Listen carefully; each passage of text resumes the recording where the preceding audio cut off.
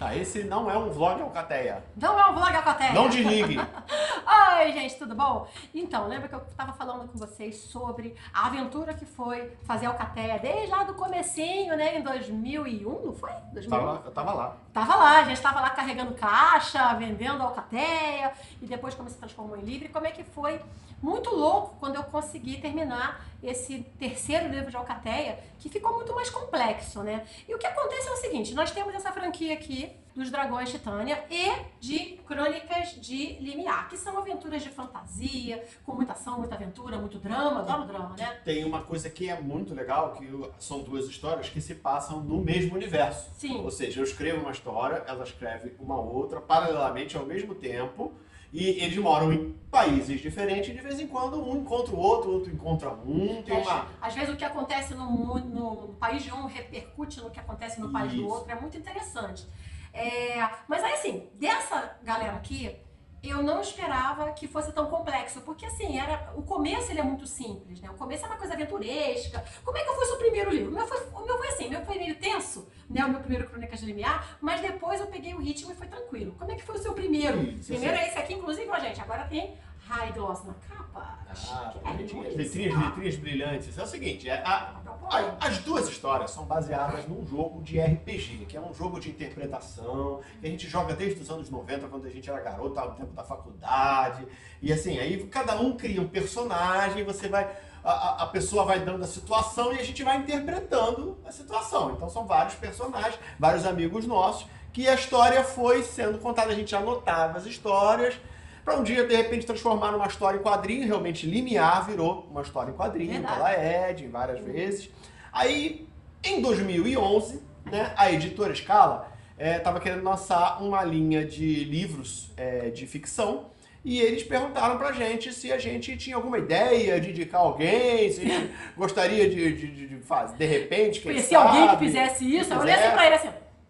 Aí a gente fez assim, boy... Como assim que eu conheço alguém? Aí a Ed pulou em cima do projeto e nasceu Lua das Fadas e os Dragões de Titânia nessa mesma oportunidade. O número 1 é essa capa aqui, que nós lançamos na Bienal de 2011. Foi os Dragões de Titânia 1, onde a gente começava, era o iniciozinho da aventura, com os primeiros personagens lá na Ilha de Argos, que é o nome do livro. E você já tem ali um personagem que sai desse livro no iniciozinho e vai parar no primeiro livro do Crônicas de Limiar, que é o Peter Paul. A partir daí, assim, quem for ler um dia, é o volume 1 de Dragões de Titânia, vai fazer par com o volume 1 de Crônicas de Limiar. E o volume 2 do Dragões de Titânia vai fazer dupla com o volume 2 de Crônicas de Limiar, A Espada dos Dragões, e assim por diante. Deixa eu só comentar rapidinho assim, mas vocês começaram então a publicar pela Scala? Na verdade, a Scala tinha uma parceria com uma outra editora, que eu não vou citar, com a qual nós nos desentendemos de uma maneira meio abrupta. Na verdade, eu acho que eu meio que taquei fogo naquele barco. Foi treta, assim, sabe? Porque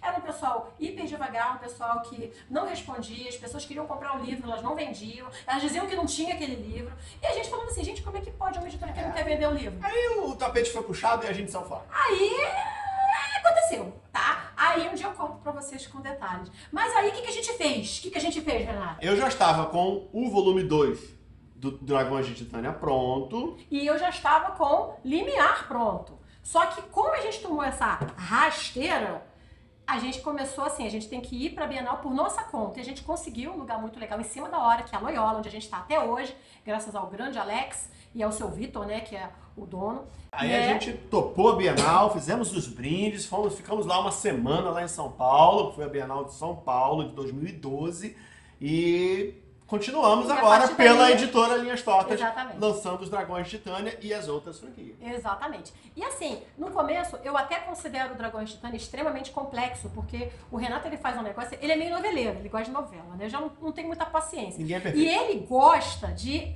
trabalhar com muito personagem. Mais do que isso, ele sabe fazer isso. Eu tenho dificuldade. Quando tem um monte de personagens, eu já fico perdida, eu fico desesperada. E ele não, ele consegue dar voz para os personagens, ele consegue mobilizar que cada personagem tem a sua importância. Então isso, com um monte de personagem, beleza. Mas no último livro, que a gente não tem capa porque está na gráfica, né, agora, ele fez uma coisa muito louca, que é um negócio que, graças a Deus que o dele foi primeiro, onde os grupos se juntam.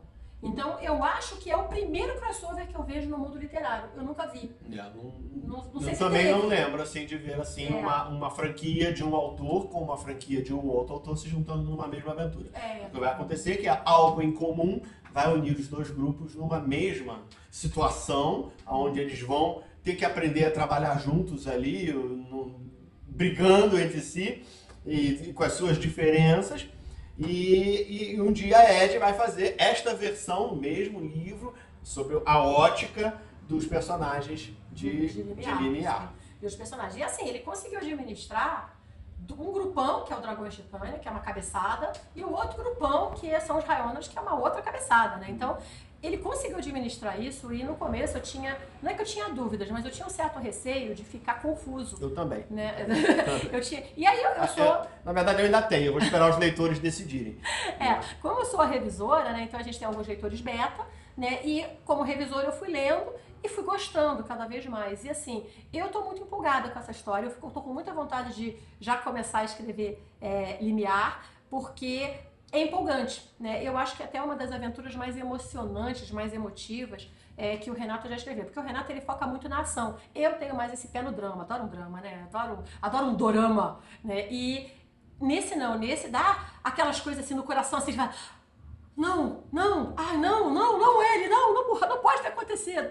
Então eu achei que ficou muito legal. Então assim, a gente tá conversando falando um pouquinho da franquia, porque são franquias mais desconhecidas do nosso público. Porque o nosso público conhece muito o Lua das Fadas, tem uma facção minha que conhece bastante o Luz e Sombras, tem o pessoal que é fã de Luz e Sombras, que é fã, que já leu 3, já tem um leitor que leu 7 vezes Luz e Sombras, um livro desse tamanho, né? E a Alcateia, que é mais antigo, então assim, mas Limiar e o Dragões de Titânia, eles são relativamente recentes comparados com os outros.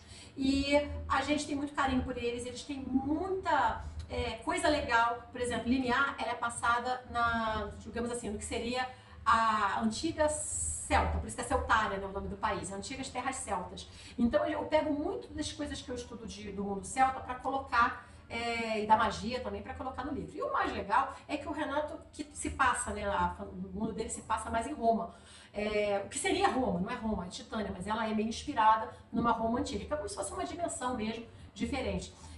E ele se baseia muito também no que ele sabe de magia, no que ele entende. Então as histórias dele fazem sentido. Quando tem uma magia, ela faz sentido. Quando tem aparece um umbral, um inferno, um céu, faz sentido. Eu uso a consultoria da Ellie. Mas é muito legal. A gente usa todas as culturas que nós temos do passado, dos vikings, né, dos celtas, dos egípcios, a gente brinca um pouco, cada país ali é uma espécie de clone, né, dos países que já existiram, e eles vão coexistindo ali, né, durante a aventura, você vai vendo todo tipo de personagem antigo da Sessão da Tarde, aí eles se juntam ali nessa aventura.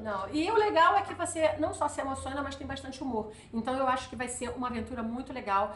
Como eu falei, eu nunca vi. Se você sabe de algum mundo literário, alguma dupla de autores que fez um crossover, ou seja, crossover é um grupo e o outro grupo de outros livros, 2 livros se juntam assim. É tipo o que a Marvel faz no cinema, né? Assim. Você já viu o Thor participando do filme do Homem de Ferro? Imagina juntar todo mundo, né? A ideia é que eles sejam personagens, porque nós fizemos isso no jogo, deu certo, foi divertido, e a gente anotou isso tudo e achei, olha, vamos trabalhar isso agora na literatura e fazer, eu achei que seria algo divertido para o leitor, poder ver um personagem sobre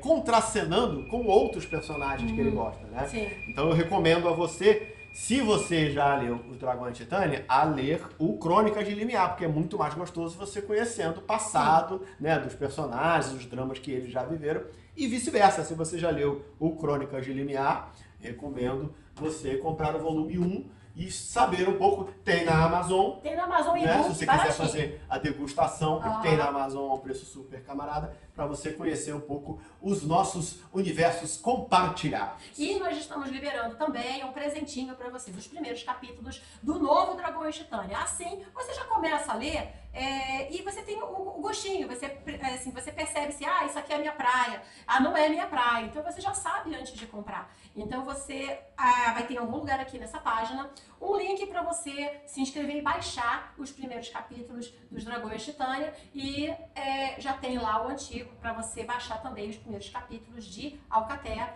3, que é o que eu estou lançando na Bienal. E lembrando, nós vamos estar na Bienal a partir de... Dia 3 de... Dia 3 não, dia dia 3 4. começa, né? Dia 3 começa, a gente vai pra passear. Então se você encontra a gente lá, a gente tira foto, tá? Mas dia 4, que é sábado, a gente já vai estar lá. Né? São os 2 finais de semana. Vamos estar dessa vez nos 2 finais de semana. E durante a semana e alguns dias. É só você ficar atento à nossa rede social para você saber quais dias. Mas a gente deve ficar quase a semana toda. Tem gente que vai só com a excursão da escola, né? Porque às vezes pode ir, então passa lá para dar um alô pra gente e conhecer os livros novos. Que vai ser o volume 5 de Os Dragões de Titânia, que vai se chamar A Balada do Gladiador. Em primeira mão, ainda não postei. É verdade, né? Tá? Ninguém sabe esse título ainda. A Balada do Gladiador, Os Dragões de Titânia, é o volume 5. E Alcateia... Sol Negro, que é o volume 3.